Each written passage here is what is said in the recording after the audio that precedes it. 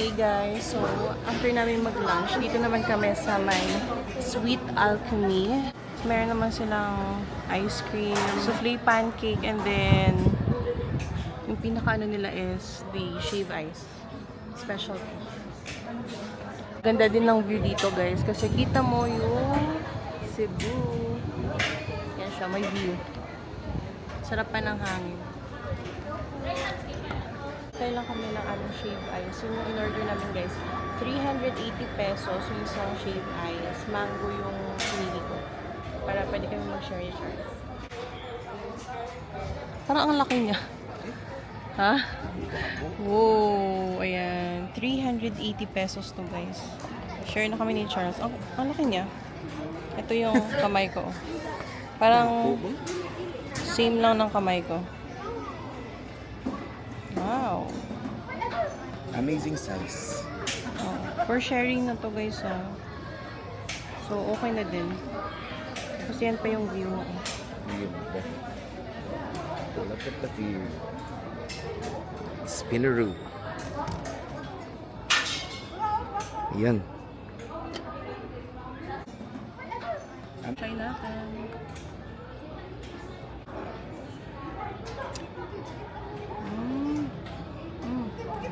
Yan siya guys.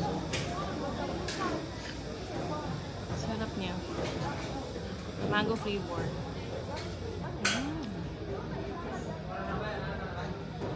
Paano bu? Pasa.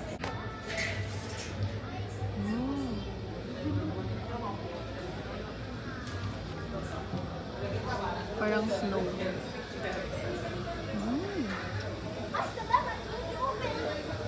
Sarap naman siya guys. Very refreshing lang niya. So, tamang-tama sa ganito kainit na panahon.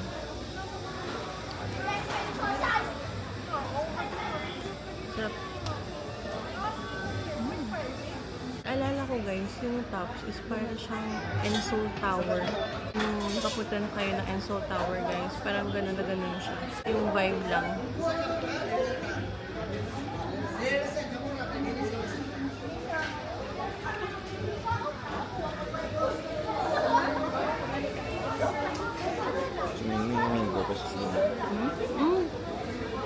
May surprise pala siya guys.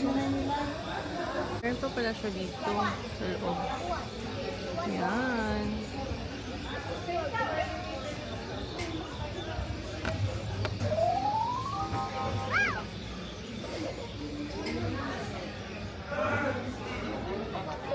Our next stop, Unity Coffee and Vine Up, recommended by a friend na nakatira na dito sa Cebu.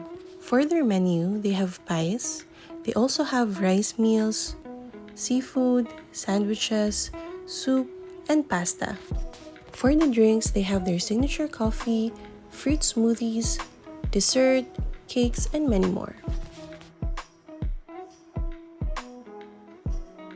Pumunta din kami sa taas para i-check itong mga vinyl record nila. Ang dami guys. Napakagandang tingnan na isang buong wall talaga ito ng kanilang mga vinyl records or shall I say mga vinyl album.